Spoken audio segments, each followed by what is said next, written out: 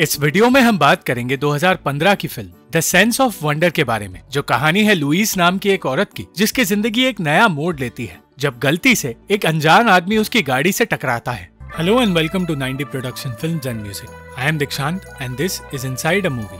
अगर आप इस चैनल पर नए आए हैं तो चैनल को सब्सक्राइब करना और बेल आइकन दबाना मत भूलना। फ्रांस के इलाके में रह रही लुइस अपने पति फ्रैंक की मौत के बाद अपने बच्चों और फ्रैंक की फलों की दुकान को संभाल रही है, पर ना तो उसके बच्चे उसके करीब है और ना ही उसका काम वैसा चल रहा है जैसा फ्रैंक की मौजूदगी में चल रहा था। इस बारे में जब उसने अपने दोस्त पॉल से बात की तो उसने कहा कि फ्रैंक की बात ही कुछ और थी। पॉल लुइस को पसंद करता था, पर इन मुश्किलों में लुइस एक नए रिश्ते के लिए तैयार नहीं थी। लुइस को पता चला कि उसकी बेटी उसी बार में काम करने वाली है, पर वो इस बात से खुश नहीं थी। इसी बारे में अपनी बेटी से बातें करते हुए जब वो घर लौट रही थी तो पहाड़ों के रास्ते से गुजरते हुए अचानक उसका ध्यान हटने लगा और तब उसकी गाड़ी के आगे एक अनजान आदमी आ गया।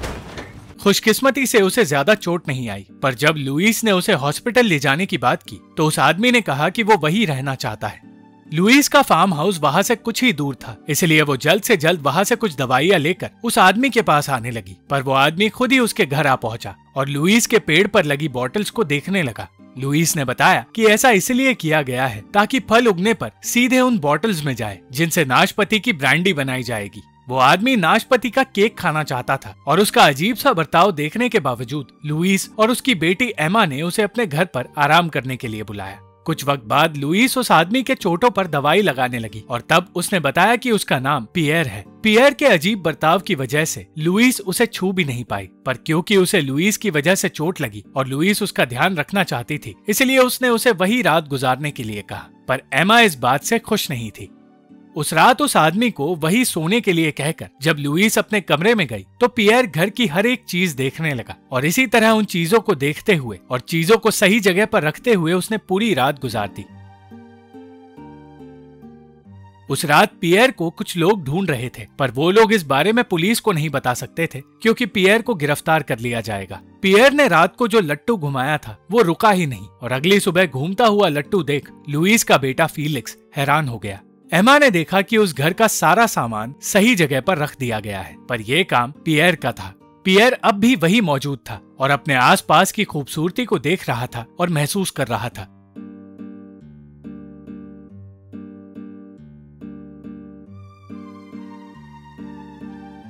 उसे ऐसा करते हुए देख लुइस को अच्छा लगा। कुछ वक्त उस परिवार के साथ बिताने के बाद पियर के घर लौटने का वक्त आ गया। लुइस उसे टैक्सी स्टैंड तक छोड़ने गई जहाँ से पियर अपने घर लौट सकता है। पियर चाहता था कि लुइस उसे उसके घर तक छोड़े, पर काम के चलते वो ऐसा कर नहीं सकती थी। पियर अपने आसपास की चीजें देखकर डर गया और वो घर नहीं जाना चाहता था, इसलिए वो उसी ऑफिस में जा पहुंचा जहाँ लुइस अपने जमीन की बात करने आई है। उसके इस तरह पीछा करने से लुइस परेशान हो गई, पर पियर नंबर्स और कलर्स की बातें करने लगा। पियर अब भी उसके साथ रहना चाहता था, पर लुइस ने उसे रोक दिया। लुइस की जमीन कर्जे की वजह से बेची जा रही थी, पर 5 पीढ़ी की इस जमीन को वो बिकने नहीं दे सकती थी क्योंकि ये जमीन ही उसके पति की आखिरी निशानी है।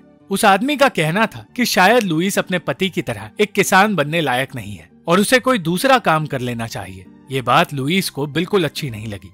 उसने पियर को अकेले बैठे देखा, इसलिए उसे उसके घर तक पहुंचाने के लिए निकली और तब पियर अपने डर से बचने के लिए गाड़ी पर स्टिकर्स चिपकाने लगा। पियर के घर पहुंचने पर लुइस ने वहां मौजूद दुकान देखी और उसकी मुलाकात एक बूढ़े आदमी जूल्स से हुई, जो पियर का तब से ख्याल रखता है जब से पियर ने बोलना सीखा था। उसने बताया कि पियर की मां की मौत के बाद उसने अपना घर खो दिया था, इसलिए उसे उसी दुकान में रहने और काम करने की इजाजत दे दी गई। लुइस जानना चाहती थी कि पियर इतना अलग क्यों है। इसके जवाब में जूल्स ने कहा कि वो अलग सिर्फ इसलिए है क्योंकि वो ईमानदार और साफ दिल का है। उसे ना तो पैसों से कोई फर्क पड़ता है और ना ही वो किसी को चोट पहुंचा सकता है। इन बातों के बीच पियर ने लुइस को एक किताब तोहफे में दी और जब उसे एक कॉल आया तो उसने फोन साइड में रख दिया क्योंकि वो अनजान लोगों से बात नहीं करना चाहता। जूल्स ने बताया कि सालों पहले उसने पियर को ये फोन दिया था, पर आज तक उसने किसी का कॉल नहीं रिसीव किया। लुइस के वहां से निकलने से पहले जूल्स ने उससे कहा कि पियर उसे पसंद करने लगा है क्योंकि अक्सर वो अनजान लोगों के साथ जैसा बर्ताव करता है वैसा वो लुइस के साथ नहीं कर रहा। उसने ये भी कहा कि अगर पियर उसे चूटी भरे तो इसका मतलब वो उससे प्यार करता है। कुछ देर बाद जब लुइस वहां से गई तो पियर निराश हो गया। पियर असल में औरों से ज्यादा समझदार है, पर उसका बर्ताव अलग है क्योंकि उसे एस्पर्गस सिंड्रोम है और शायद इसी वजह से कुछ लोग उसे ढूंढ रहे हैं। पियर अब तक तो उन लोगों के हाथ नहीं लगा, पर जूल्स जानता था कि वो लोग वापस आएंगे।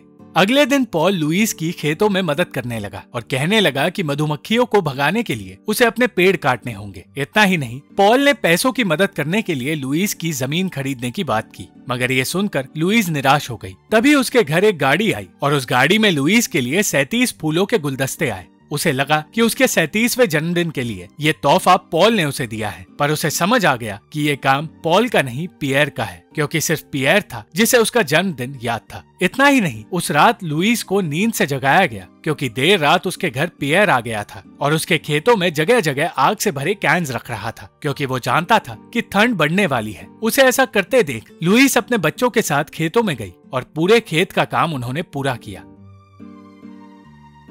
जैसा पियर ने कहा था बिल्कुल वैसा ही हुआ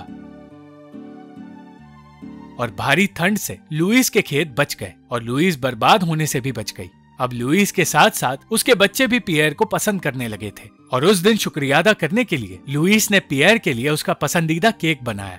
उस वक्त लुईस ने उसे फ्रैंक के एक्सीडेंट के बारे में बताया और साथ ही उसका शुक्रिया अदा किया क्योंकि उसने लुईस को बर्बाद होने से बचा लिया है। पियर लुईस के साथ बाजार गया जहां वो उसकी मदद तो करना चाहता था, पर उसकी बातें सुनकर कुछ कस्टमर्स वहां से दूर जाने लगे। पर कुछ ऐसे भी कस्टमर्स थे जिन्हें पियर की बातें पसंद आई और उन्हें लगने लगा कि पियर और लुईस एक साथ है। पियर के साथ रहकर लुईस उसका नजरिया समझने लगी और उसकी वजह से वो छोटी छोटी चीजों पर ध्यान देना सीखने लगी। कुछ वक्त बाद एक कस्टमर आया जिससे पियर ने कह दिया कि उसकी नाक बहुत बड़ी है। लुईस उसे समझाने लगी कि वो जानती है पियर सिर्फ सच कहता है, पर उसके सच कहने से लोगों को बुरा लग सकता है। इन बातों के बीच उन दोनों का एक्सीडेंट होते होते बचा, पर इस झटके से पियर बुरी तरह डर गया और इस डर की वजह से उस पर बुरा असर पड़ा।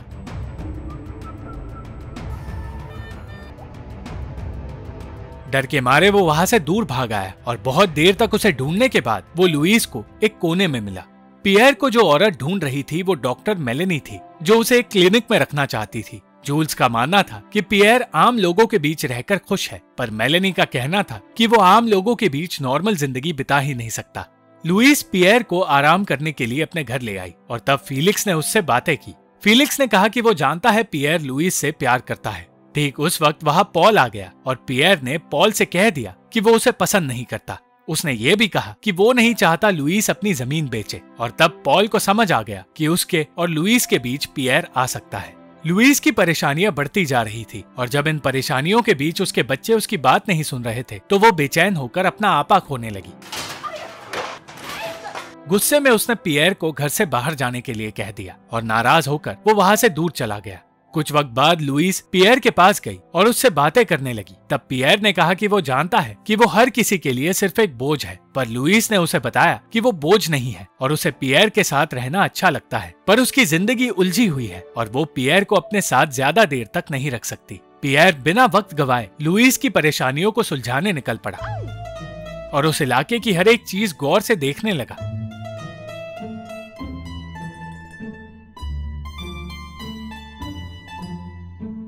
खेतों से गुजरते हुए वो उस बार तक पहुंचा जहां एमा काम कर रही है, पर पियर को देखकर एमा उससे छुपने लगी। जब वहां का मालिक पियर को निकालने की कोशिश करने लगा तो एमा उनके बीच आ गई और अपने बॉस से बहस करने लगी, जिसकी वजह से एमा को नौकरी से निकाल दिया गया। पियर ने एमा को समझाया कि बार में काम करना उसके लिए सही नहीं, क्योंकि वो उम्र में छोटी है और यही उसकी माँ का भी कहना है। पहले तो एमा उससे नाराज हुई, पर जब पियर ने उसे बताया कि किस तरह उसने सैटेलाइट की मदद से उसे ढूंढ निकाला तो एमा उससे इम्प्रेस हो गई। इतना ही नहीं, बार के सिस्टम को हैक करके पियर ने उन लड़कों को सबक सिखा दिया जो एमा को परेशान कर रहे थे। दूसरी ओर जूल्स लुईस से मिलने आया और उसने बताया कि पियर एक जीनियस है जिसे हैकिंग का शौक है। उसने जूल्स को एक तोहफा देने के लिए हैकिंग की, पर गलती से कुछ गवर्नमेंट के डॉक्यूमेंट्स डाउनलोड कर लिए, इसलिए 5 साल तक उस पर कड़ी नजर रखी जानी है। और जिस दिन वो लुईस की गाड़ी के सामने आया उस दिन वो उस साइकियाट्रिस्ट से दूर भाग रहा था जिसके पास जाने के लिए उसे कोर्ट से ऑर्डर्स मिले थे। उस रात जब पियर एमा के साथ घर आया तो जूल्स उसे अपने साथ ले गया, पर पियर ने जाने से इनकार कर दिया। वो उसी घर में लुईस के साथ रहना चाहता था, पर लुईस ने उसे समझाया कि वो यहाँ नहीं रह सकता। पियर ने कहा कि वो उससे शादी करना चाहता है, पर लुईस ने इनकार कर दिया और कहा कि उसका वहाँ से जाना ही सही होगा, क्योंकि उसकी जिंदगी में पहले से ही बहुत सारी परेशानियां हैं। यह सुनकर रोते हुए पियर वहाँ से चला गया। ना चाहते हुए भी उसे क्लिनिक में जाना पड़ा, जहाँ मेलेनी ने उसका इलाज शुरू किया, पर लाख कोशिशों के बाद भी पियर बात करने को तैयार नहीं था और वो अपना हर दिन चुप रहकर बिताने लगा। एमा और फीलिक्स को पियर की फिक्र हो रही थी और लुईस के दिमाग में भी सिर्फ पियर की सोच घूम रही थी। वो खुद को कन्विंस करने की कोशिश कर रही थी कि वो पियर से प्यार नहीं करती, पर वो चाहकर भी उसे अपने दिल से नहीं निकाल पाई। पियर के सिखाई चीजों को याद करते हुए उसे पॉल का कॉल आया और उसने पॉल को अपने घर डिनर पर बुलाया और कहा कि वो अपनी जमीन बेचने के लिए तैयार है। पॉल भी दूसरों की तरह ये कहने लगा कि फल उगाने का काम लुईस के लिए नहीं बना और जमीन खरीदकर वो यहाँ कुछ नया उगाएगा। एमा समझ गई कि पॉल सिर्फ लुईस से शादी करना चाहता है, इसलिए मदद करने की कोशिश कर रहा है और यही सोचकर वो नाराज होकर वहाँ से चली गई। उस वक्त लुईस को भी समझ आया कि जिस तरह पियर उसकी छोटी छोटी बातें नोटिस करता है, उस तरह पॉल कभी नोटिस ही नहीं कर सकता। पियर ने पढ़ना लिखना छोड़ दिया था और वो सिर्फ दीवार पर स्टिकर्स चिपकाया जा रहा था। डॉक्टर्स के अलावा जूल्स भी इस बात से परेशान हो गया और उसने पियर से माफी मांगकर कहा कि वो भी पियर को अकेला नहीं छोड़ना चाहता। एक तरफ जहां लुईस पियर को याद कर रही थी, तो दूसरी तरफ जूल्स पियर के साथ वक्त बिताने की कोशिश कर रहा था।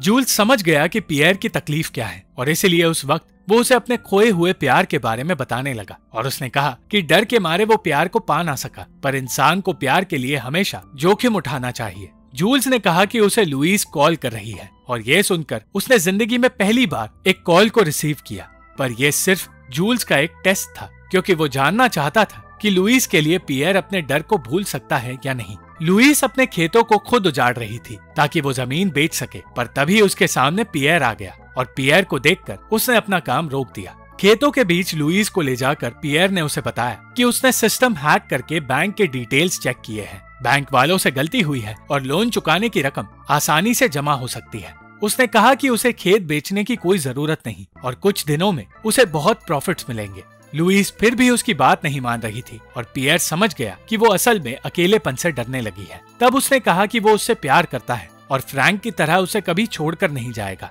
यह सुनकर लुईस ने मेलेनी को अपने घर बुलाया और कहा कि वो पियर को अपने घर पर ही रखेगी, क्योंकि उसके परिवार को पियर की जरूरत है। और अंत में मेलेनी ऐसा करने के लिए मान गई। उस घर के हालात धीरे धीरे सुधरने लगे और एक दूसरे के साथ रहकर लुईस और पियर खुश और सुरक्षित महसूस करने लगे।